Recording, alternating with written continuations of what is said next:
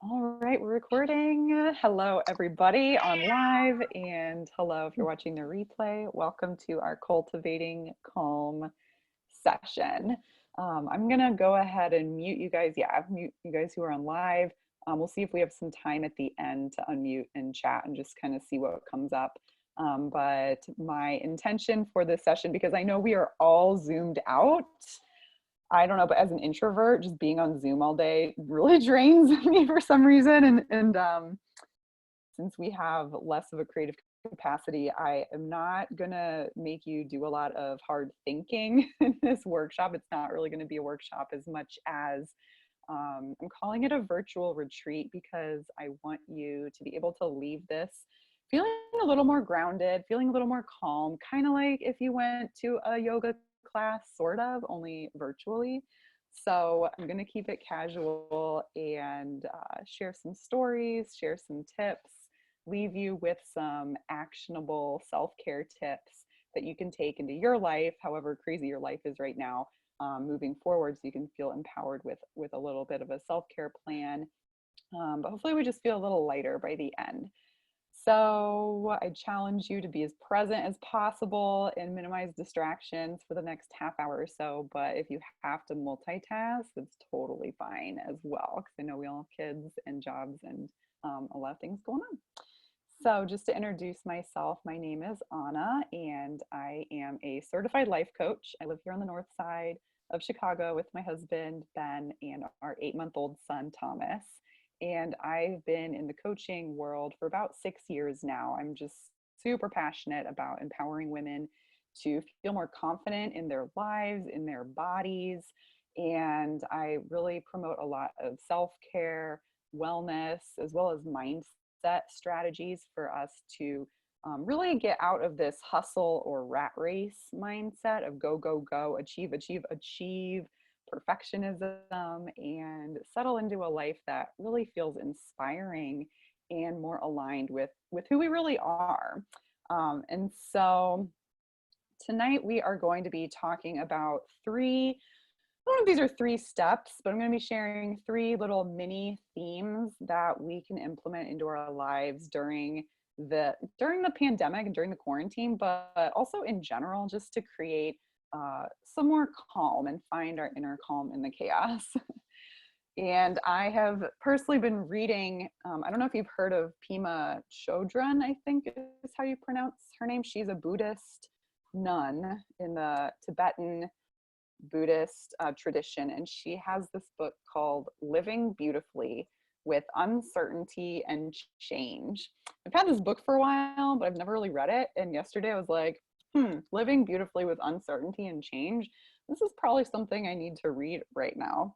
And sure enough, it's kind of perfect. So I'm going to start out by just reading the first page. I think it really underscores just the human condition that we're all experiencing right now. As human beings, we share a tendency to scramble for certainty whenever we realize that everything around us is in flux. In difficult times, the stress of trying to find solid ground, something predictable and safe to stand on, seems to intensify. But in truth, the very nature of our existence is forever in flux. Everything keeps changing whether we're aware of it or not. What a predicament. We seem doomed to suffer simply because we have a deep-seated fear of how things really are.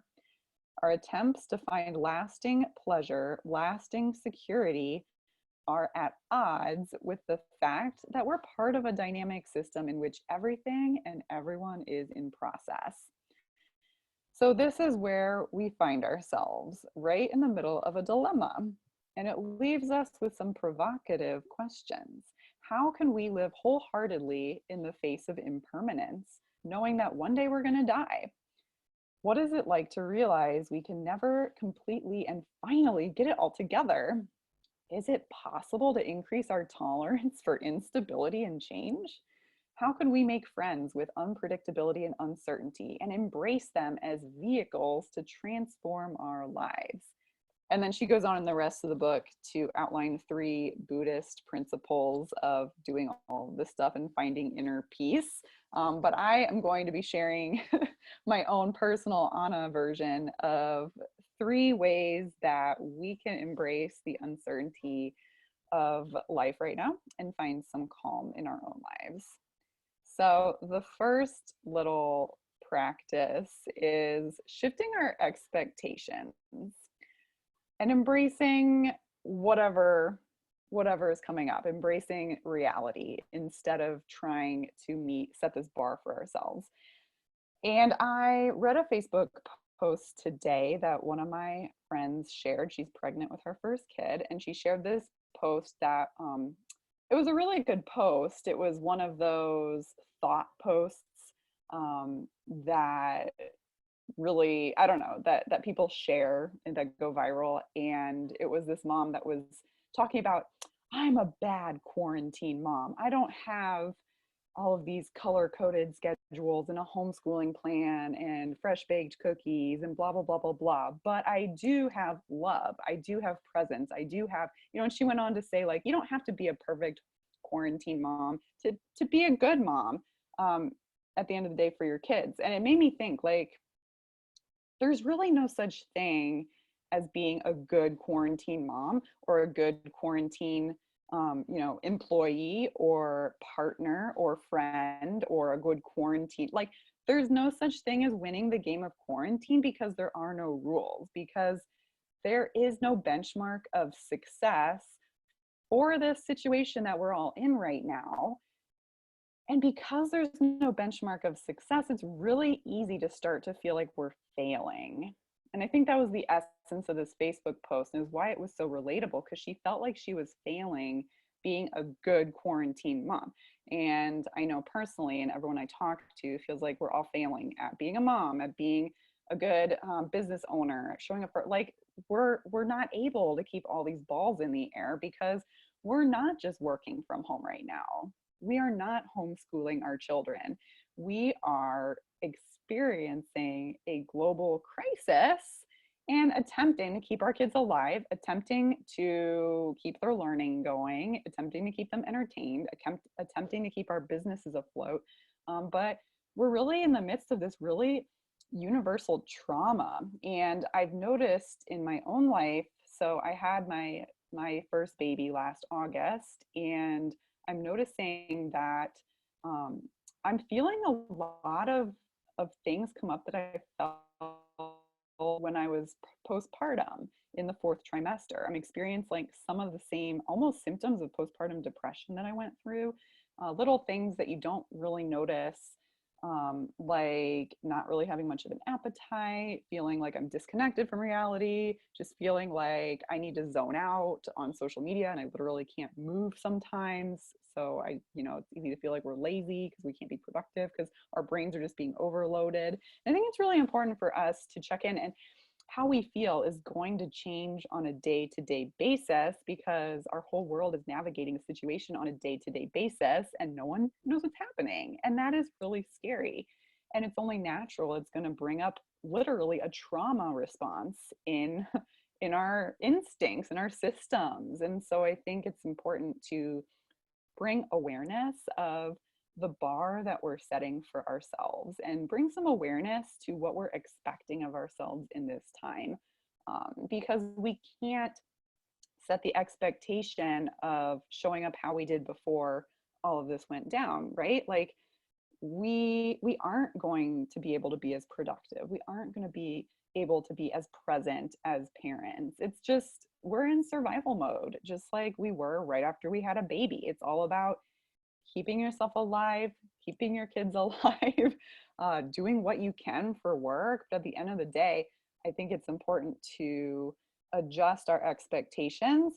And I know it's hard because we're probably all overachievers and perfectionists here, but maybe instead of setting the bar super high and expecting ourselves to do it all, we lower it and just expect ourselves to show up and do our best. And I think by shifting our expectations, almost lowering them, it doesn't mean that you're not gonna, be a good person if you lower your expectations, but it's gonna allow us to cultivate a feeling of success that simply means we showed up and we did our best, and we're not failing at all, because there's no such thing as failing quarantine. There's no such thing as succeeding, right? It's not a race. There's no trophies, just like in motherhood and being a parent. But luckily, we're all experiencing some version of this together. And so we're not alone.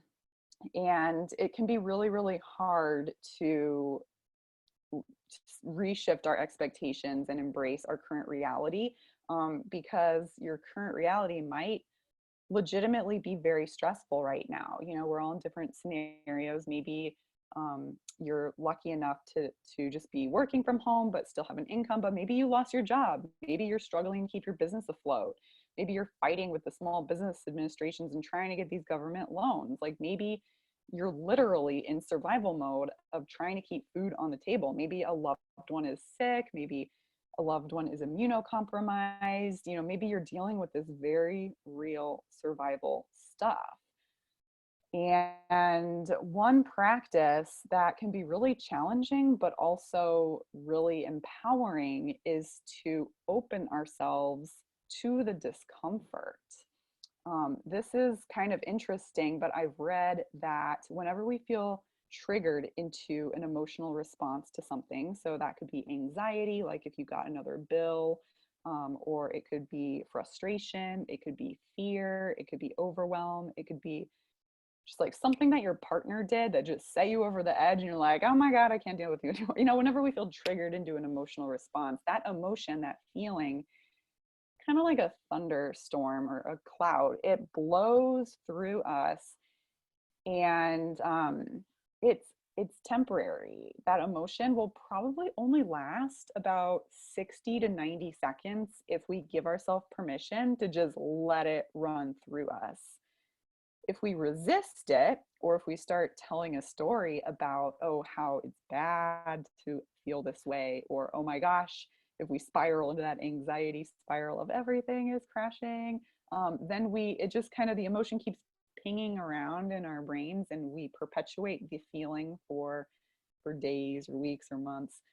But if we are courageous and give ourselves permission to be present to whatever feelings are coming up, we can let them blow through. And counterintuitively, feeling the feelings is a really powerful way to access our inner calm. So I personally view the definition of inner peace and calm, kind of like this all present, like this rock, like this all present in this permanent state of being that is our default, you know, very deep down inside of us, that's always accessible, but it's covered with all these layers of clouds. It's like if our inner calm is the earth, then all of our feelings and emotions are like the grass, the trees, the weather, all of this seasonal stuff that's constantly shifting and coming and going. And it's easy for us to get caught up in what's happening and how we're feeling. But if we get curious and present with ourselves, we can let these clouds of emotion kind of blow through and connect back into our inner calm. So I am going to guide us through a 90-second meditation right now, just because I can talk about this, but it's a lot more powerful to actually experience it. So we'll just see how it goes. And I want to remind you that meditation can be a really good self-care tool, and you don't have to be perfect or good at it. You don't need an hour. Sometimes it can take 30 seconds or 90 seconds. And so this is a powerful way if you ever find yourself feeling overwhelmed, or maybe at the beginning of the day, first thing in the morning, or right before you go to bed, if you have trouble sleeping, just set a timer on your phone for 90 seconds and give yourself permission to feel the feels. Sometimes I've had friends say that they schedule time to feel the feels if you really need to hold it together to show up and get through your day. And at the end of the day, tell yourself, I'm going to feel this later. Postpone it for later, and then show up later when you are in a safe space to just process everything that comes up so that you can clear it and release it from your body. So we're going to go ahead and practice it right now. If you feel comfortable, go ahead and get comfy and close your eyes if that feels good to you. And go ahead and take a deep breath.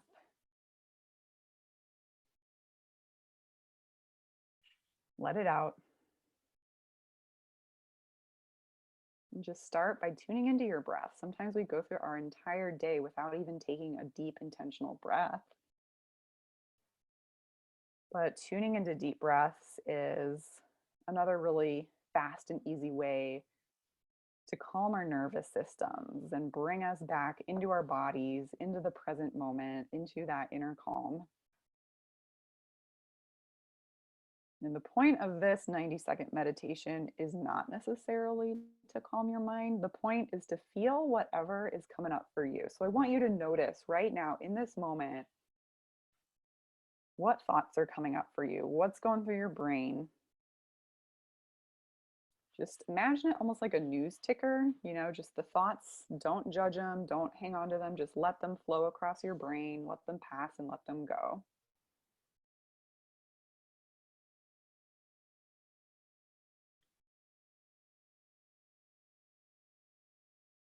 And now notice what emotions are sitting in your body right now.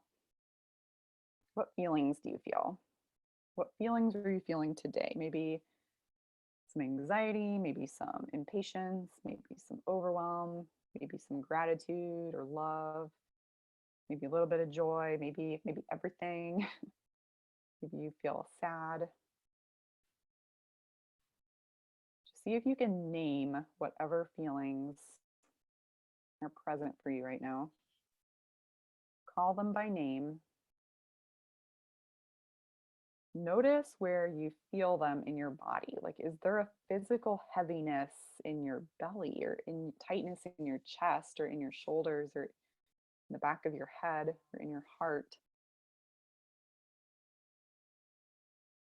Notice where these feelings are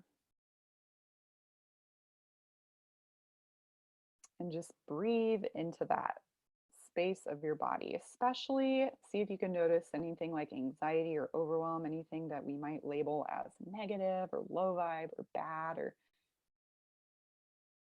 painful or hard or scary or uncomfortable. Just notice where you feel uncomfortable and breathe into it. Bring all your awareness to the discomfort and breathe.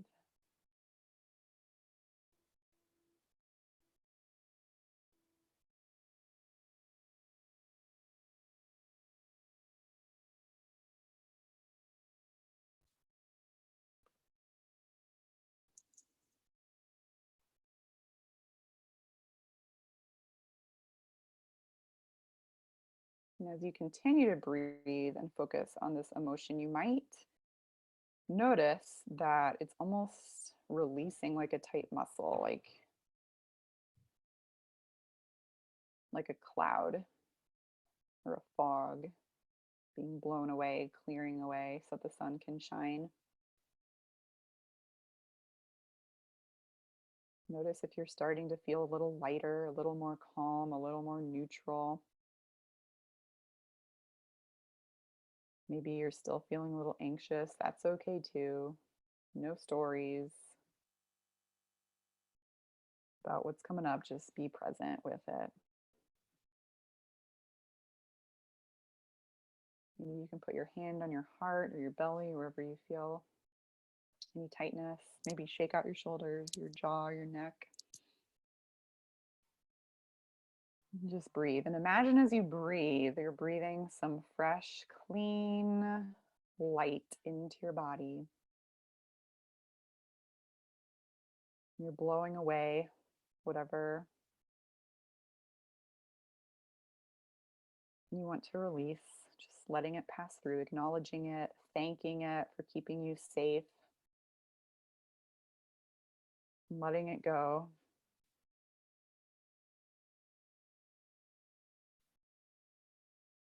And see if you can feel the sensation of calm and peace, or just maybe it's just open, like this dark, open space, this void of nothing deep inside of you.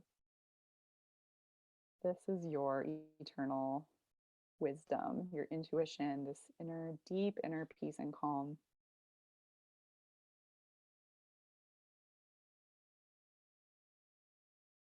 Maybe you can feel it right now. Maybe you can't. Either way, that's totally okay.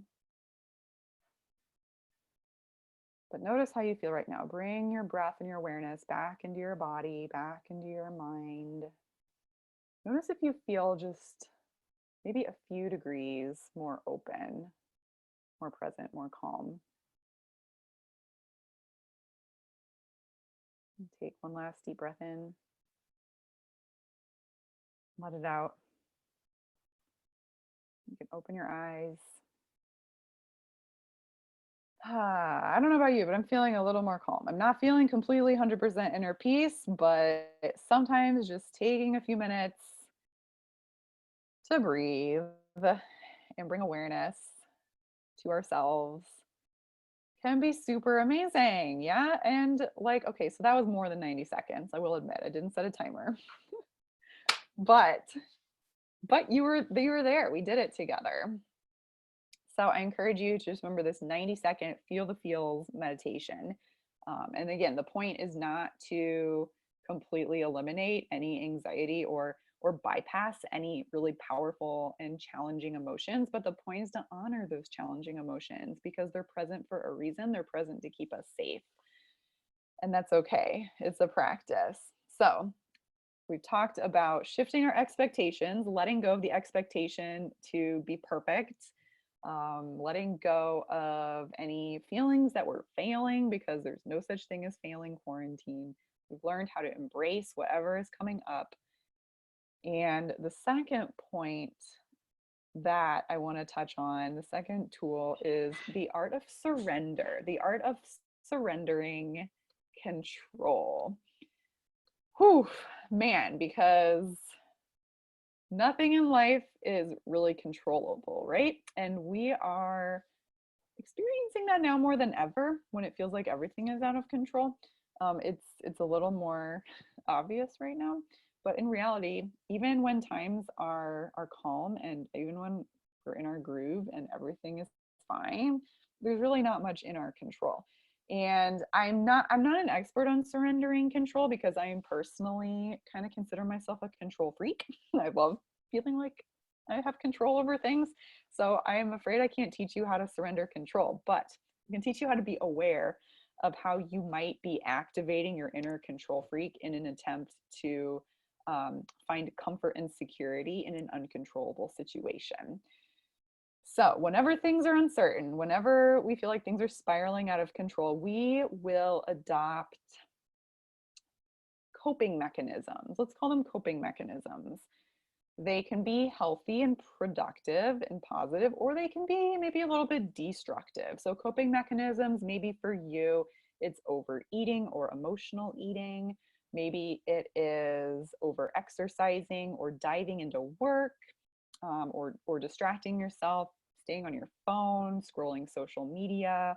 Maybe you kind of find yourself obsessively addicted to the news right now. Um, Maybe you find yourself picking arguments with your partner over nothing, and you're just like, I don't even know why I'm doing this, but I'm picking argument with you over because you're doing this wrong.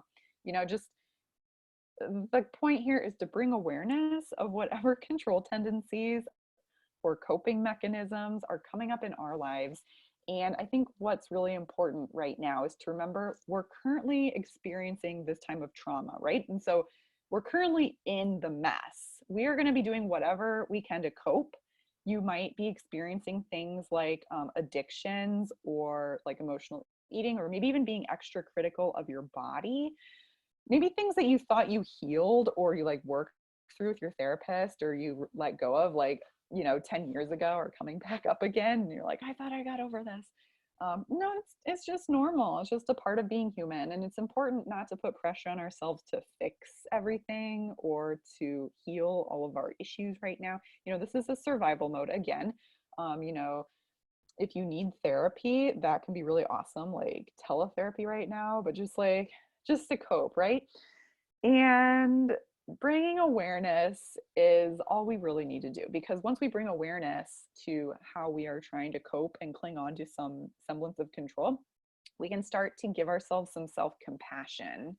And that is the goal right now. It's not to fix ourselves or to be perfect, but it's to bring self-compassion to where we might be being a little extra hard on ourselves.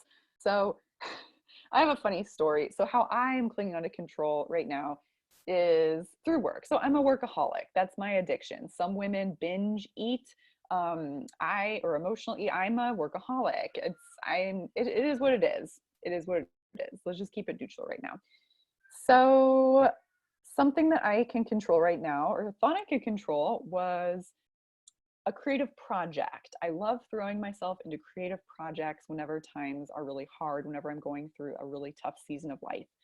And this can be really positive and can bring a lot of joy to me and other people. My creative project right now is making cloth face masks because I discovered these are very high demand commodity. I have an Etsy shop. I have a fabric stash. God called me to be a fabric hoarder for this moment, and I can serve other people. I can have a creative project to work on, and I can sell them and make a little bit of income to support our family. It's like a win-win-win-win-win. So I was like totally in this obsessive mask making, like working 12, 16 hours a day last week until I ran out of elastic. Shit. So I ran out of elastic, which I was using to make the masks. And now all of a sudden, what I thought, this bubble of something I could control, was out of my control because I have no control over the elastic supply chains. And it turns out that elastic is a very rare commodity, kind of like toilet paper right now. And I know that you've probably been stressed out lately because you don't have access to something that you took for granted. Ooh, so stressful. And so I became obsessed with finding another source of elastic, and I found one on eBay.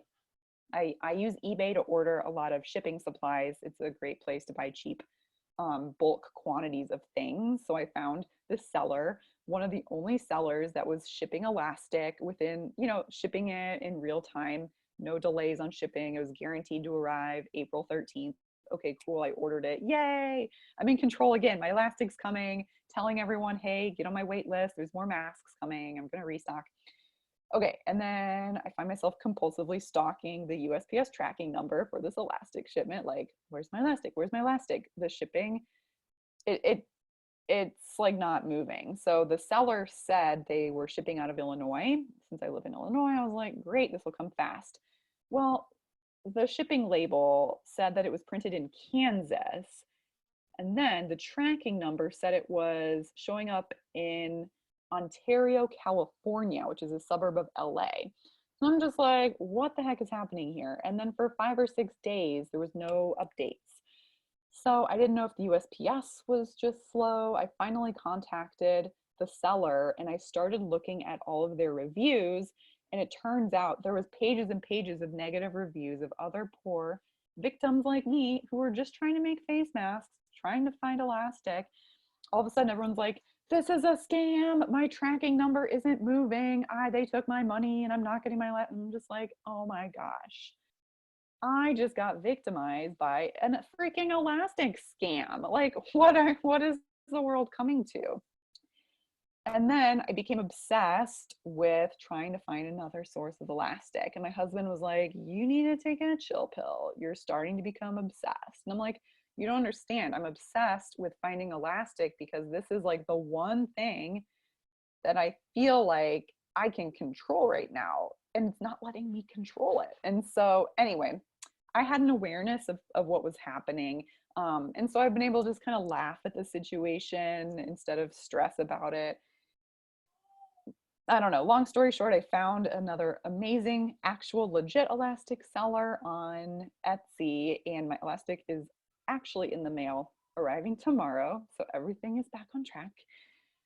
But this is just one example of like something random that we can find ourselves obsessing over and trying to control. And again, bring awareness to where you're trying to control so that you can bring some self-compassion to yourself and forgive yourself for being a control freak or having this coping mechanism instead of beating yourself up. Like I could have beat myself up. Like, I can't believe I was so dumb to buy from a random eBay seller who's obviously not even in the US.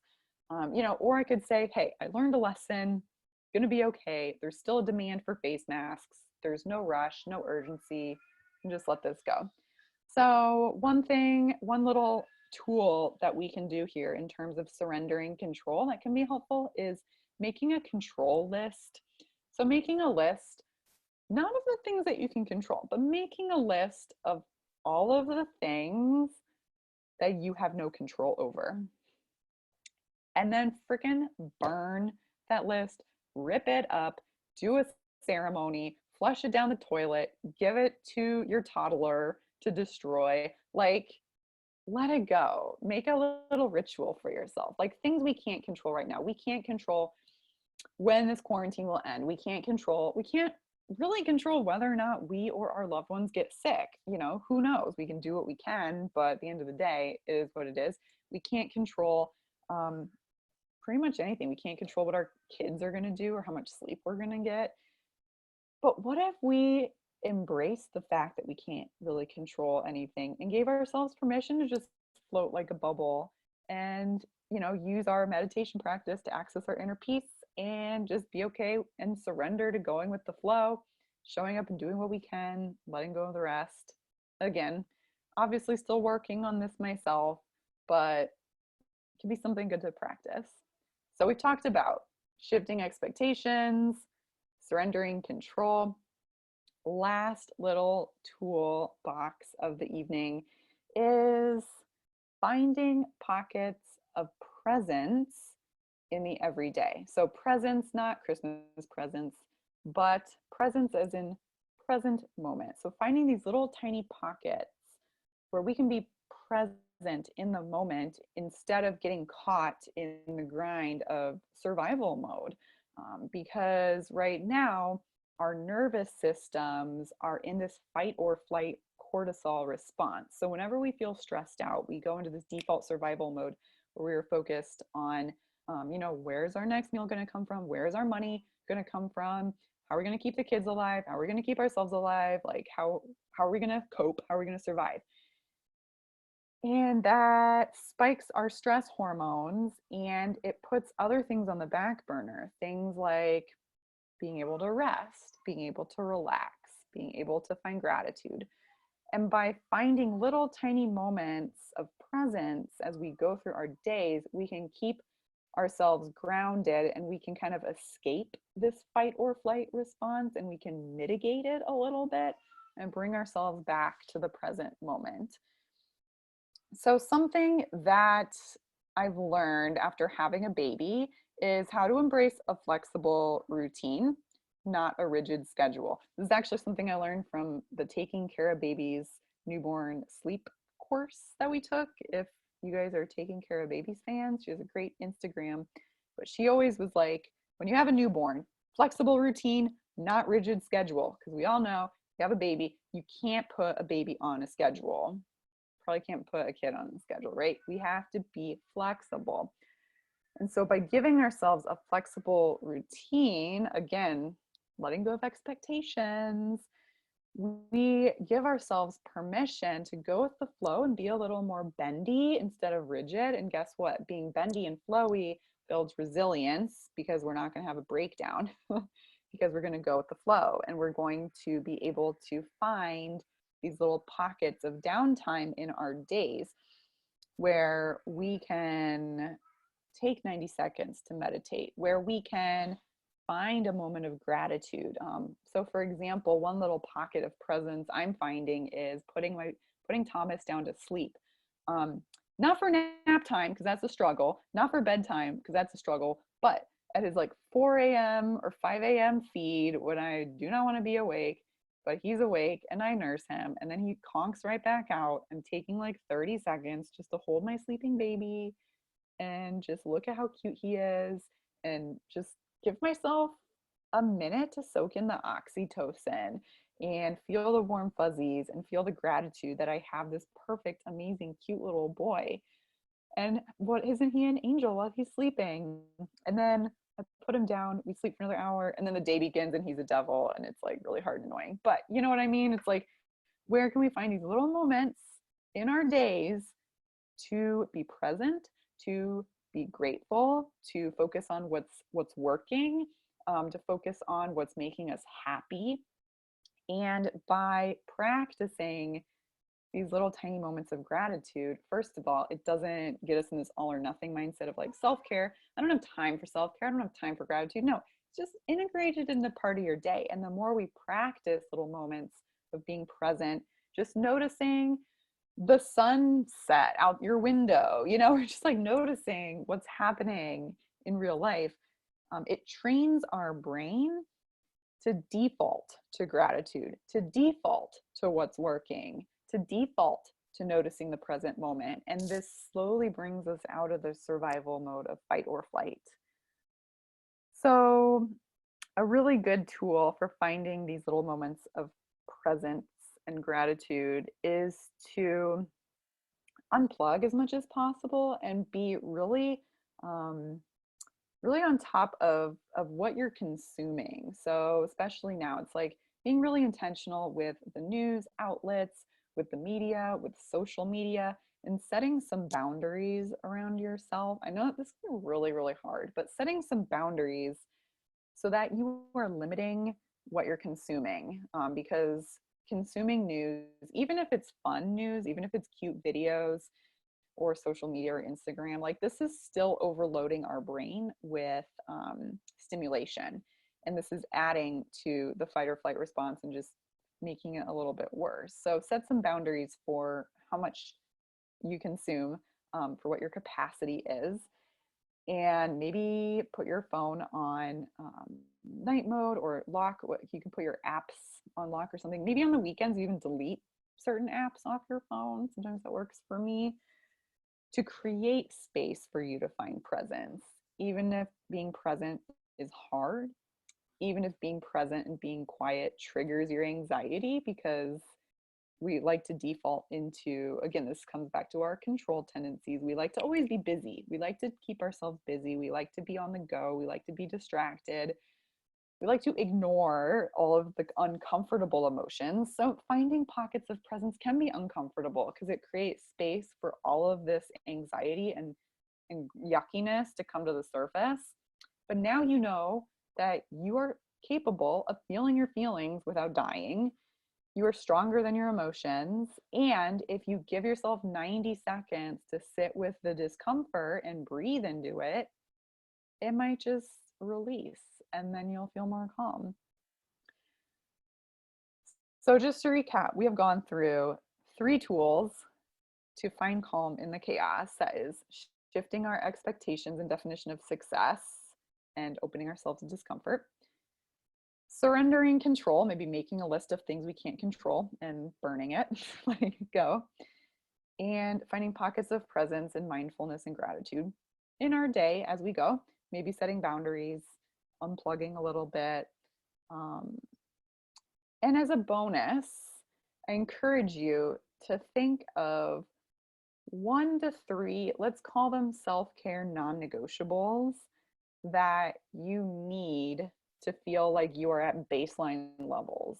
Especially, I think a lot of us watching this are women. We are programmed to be givers, to be of service. If you have a small business, you're probably focused on serving people.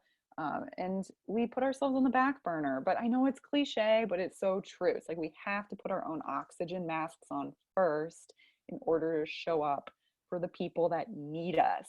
So self-care is not something to feel guilty about right now. It is part of the survival. So, and again, just like in the newborn phase, self-care is going to change definition right now. It's not necessarily like getting your hair done or getting a massage.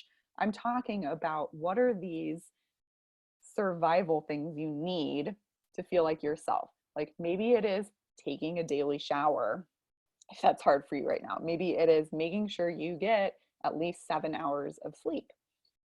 Maybe it is setting a timer on your phone to chug a glass of water if you feel like you're not drinking water, you're getting dehydrated. Maybe it's doing a 90-second meditation, or maybe for me, it's getting outside, even if it's just literally stepping out on my deck to take a breath of fresh air, just getting some outside air. Yeah. Heather says showering is hard right now. Yeah, like it's so hard. Like, why is it hard? And again, this is kind of gender stereotyping, but what I found is it's harder for moms to shower than it is for or primary caregivers maybe than it is for their partners. And this is something to just be aware of if you start feeling resentful towards your partner because they can take a 10-minute shower or they get to take a lunch break or whatever, whatever, and you're like, I feel resentful. Why don't I get this? That is a red flag that you need that.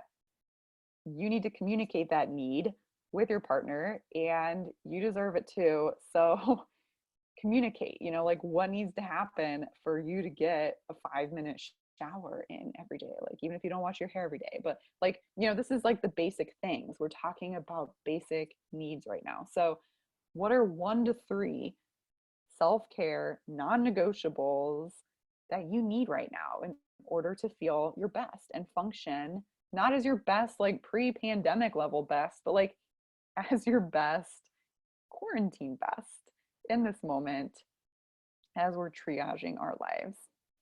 And just think about that. Think about what 1 to 3 daily non-negotiables do you need to make space for, and then what support is necessary for you to make those a priority. Like, do you have to talk with your partner? Do you have to do it during nap time? Do you have to put your kid in front of the TV or screen, whatever? Like, what do you need to do in order to give yourself those 1 to 3 things? Something to move forward with, just thinking about. So I hope that you are feeling a little extra calm right now, or at least a few degrees calmer than you were before. And I hope that you feel empowered with just a few different tools to add to your self-care toolbox. Again, I want to make sure that these are achievable and realistic for our lives right now, because I know things are really challenging. But in order for us to get through this together, we need to focus on our individual self-care in order to show up for our communities as well.